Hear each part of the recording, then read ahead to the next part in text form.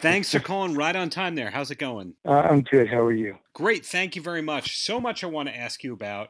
And I guess I'll first ask you about the book. How long did you spend writing it? We signed a contract with the publisher in late summer, and it was originally going to be released on February 14th.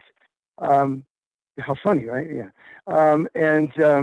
Yeah, so it was kind of a rush thing, but it was just too quick to get it done and to get it, done well.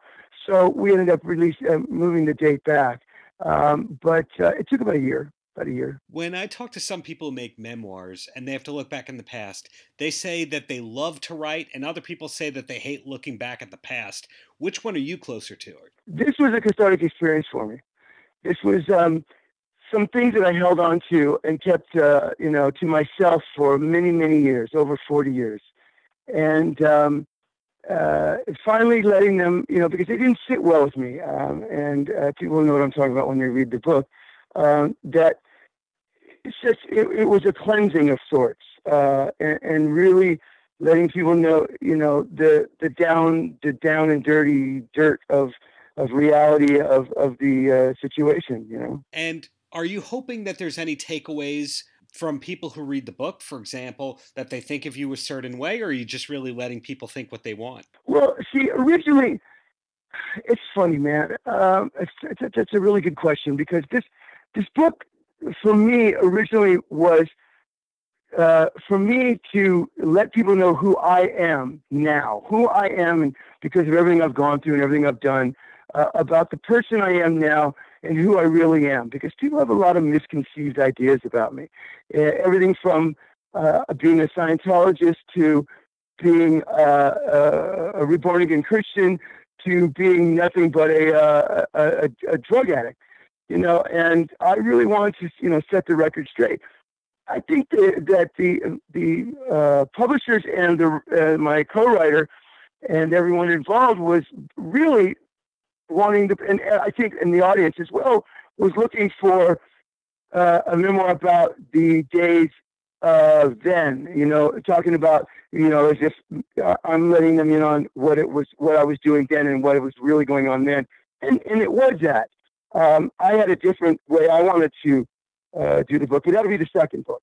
But this one it's like coming from a place that was like a 15-year-old telling about what he went through back in the day when he was 15, 16, 17. The thing I want people to take away from this more than anything is really, it's your life. Ask questions. Don't be afraid to ask questions. Find out all the cross the T's, dot the I's, mind your P's and Q's. Ask all the questions, So if I'm hearing you correctly, though, it sounds like you are planning on writing a second book. Yes, sir. That's absolutely a great thing to hear. Now, not everybody realizes that as a recording artist, you've actually taken a lot of risks over the years. And if I look at your album from 2007, for example, Three Sides, you did some interesting covers, and it's a mix of songs that you're very famous for and songs that inspired you. And I hear Cheap Trick on there and Roxy Music. Are you listening to music all day? Are you that kind of guy? I am that kind of guy. I love music. I always have. I like it just on in the background, even if I'm not paying full attention to it. But I'm one of those people that, when I buy a record or I hear something that I really like, a record, I say, LP, that I will listen to it until it's worn out, like over and over, and get everything out of it I can. And do you have plans to record a new album? Because, of course, when somebody writes a book, people are starting to go, well, what else is there from them? Yes, that's true. I will. I was actually planning on releasing something with the book, but I just didn't find the inspiration in the songs. I didn't have anything that I really felt that was worthy of doing that. I'm still always writing music and playing music. Like I still play at the Whiskey Go-Go, quite often during the year, just here and there, get up on the Ultimate Jam night and stuff like that, or different nights. Anyway, but yes, I will be releasing something in the future.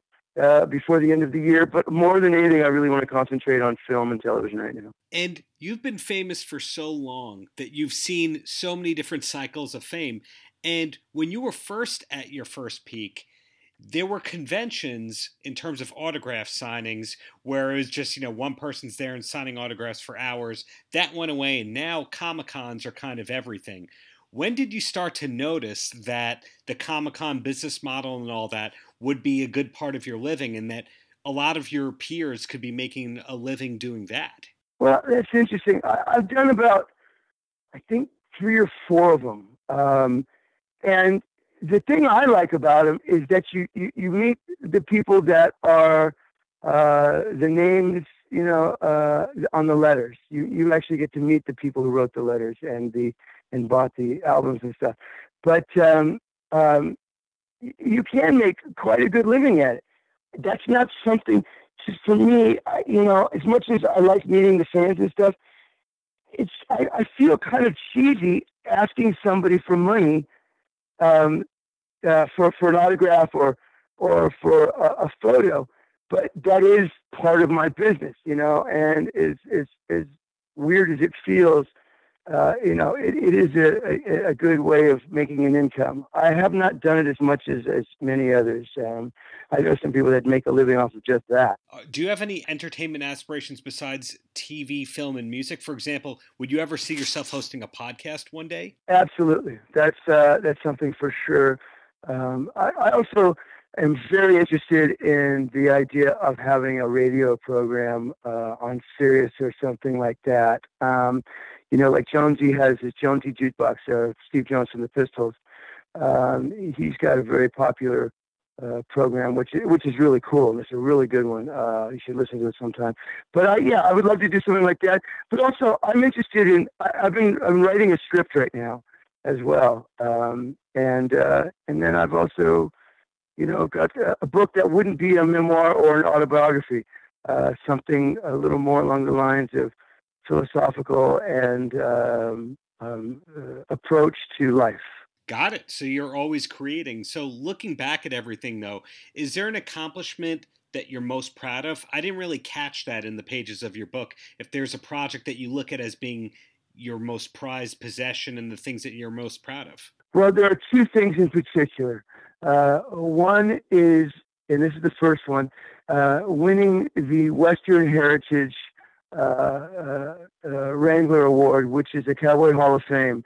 I won that for portraying a Pony Express rider in an NBC miniseries called Peter Lundy and the Medicine Hat Stallion, and that I'm extremely proud of. The other thing is winning the job to do The Outsiders.